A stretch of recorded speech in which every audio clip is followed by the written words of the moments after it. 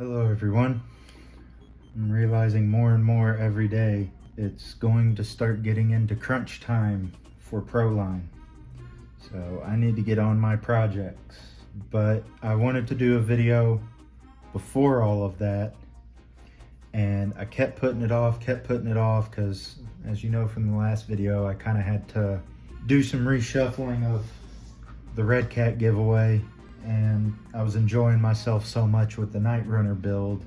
I just kept driving it and kept driving it. It's a good truck. I wanted to do a video over stuff that is helpful to bring to an RC event. First thing I want to point out is you got your obvious stuff like tools, batteries, RC trucks. And getting closer to the event, I can show you what I actually bring. But this is some stuff offhand that I think other channels won't necessarily tell you. This, for example.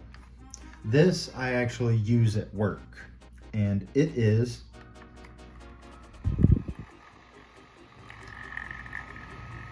a portable fan.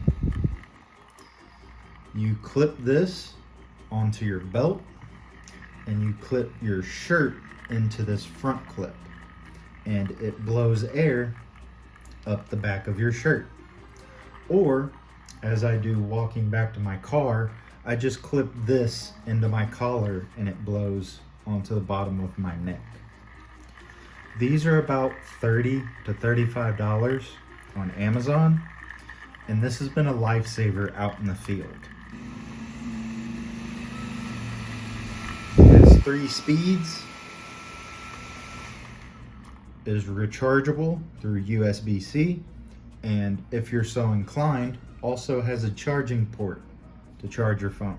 Speaking of charging, I have 2 ways to go about it. Number 1 is, since I'm a plumber, I work with Milwaukee Tools. Sells an adapter that goes on top of the batteries to give you a 3-prong wall outlet. I will take that with 2 Milwaukee 12.0s to Proline and just plug my charger. Oh crap, that's still plugged in. I will plug my charger into that adapter setup and charge batteries all weekend. The only thing that kind of sucks is that by noon Saturday you need to recharge the Milwaukee batteries, but usually I'm pretty good by then that I've recharged all my batteries and I can last until the end of the event. But I've also remembered recently I went to Hobbytown and I picked this up, which is alligator clips to XT60. And that will plug in right there. So while I'm recharging Milwaukee batteries, I can technically alligator clip to the battery of my car and charge batteries that way. I would highly recommend this because this cord was like, I think it was on sale because they weren't flying off the shelves. But I picked this up for like $3. My Milwaukee setup is like $300, including the battery. Another thing I would highly recommend, especially going to Horseman's Park, is something to keep you cool besides a portable fan. And I got a Freedom Factory hat. I got this trying to win one of Cletus's mini vehicles that he gives away with his merch. Didn't win. I think Shift RC does a good straw hat to keep you shaded on events. So you can look into them and pick up a good straw hat for an event as well. And the fun thing is there's designs on the underside. The Freedom Factory one has this colorful livery, And I believe the Shifts straw hat has the same thing as well. Going to an event, most times people will find accommodations at hotels. Some people are fortunate enough to have RVs, and heck, some people even pitch a tent. One useful thing I have found, and I'm too lazy to go into my storage closet to dig it out just for this video, but I found out on Amazon they have inflatable mattresses that go in the back of SUVs that are reasonably priced in my opinion. So that's what I will be using again at Proline by the Fire. And if you get the right ones, they have the pump included. So I just sleep in the back of my 98 4Runner. I just enjoy sleeping in the back of my 4Runner at that event. One funny story that I'll share with everyone is the last Proline by the Fire that I went to, I was in such a rush to make sure I had everything RC wise that I forgot to check on everything that I needed me wise. And I had forgotten a pillow and blanket. And one thing about Apple Valley and Horseman's Park is that I personally was thinking, oh, it's the desert, I might be okay.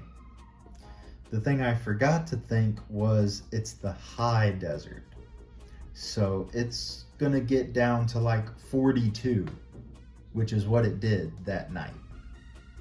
And I was freezing. So what I happened to do was take a pair of pants and put my arms in each leg and bundled up with that. Thankfully the next morning, actually it was Travis, local guy Travis that I interviewed. He gave me a blanket that he had extra, so I didn't freeze the whole event. So now I'm gonna take you on a short adventure. There's two things here, and I hope you can see both of them. But it is a place to sit and a place to work on things. You see the folding table in the back? You see that? So you need a place to sit and a place to work on things at events. I want shade as well. So I bought this $40 chair off of Amazon, and I haven't even really used it at the event yet, and I wouldn't really recommend it. Number one is because of build quality, and number two, let me sit in it. You know when you shape a baseball hat and you use a cup that's like too small to shape the bill of your baseball hat? That's kind of what it feels like sitting in this. This is almost like claustrophobic, as it kind of curls down around you too much.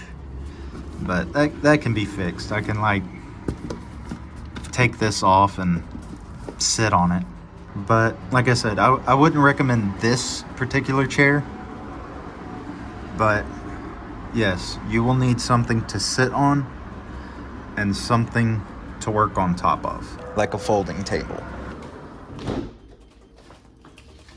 Hi, kitty. Kiki. Kiki.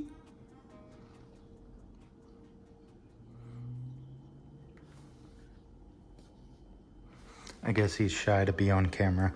Those are my tips and tricks for packing for an RC event. If you have any quirky or interesting things that I may have forgotten and left out, put them in the comments. I'd like to hear it. I'm gonna get busting on these projects that I have for Proline, and I'll see you all in the next video.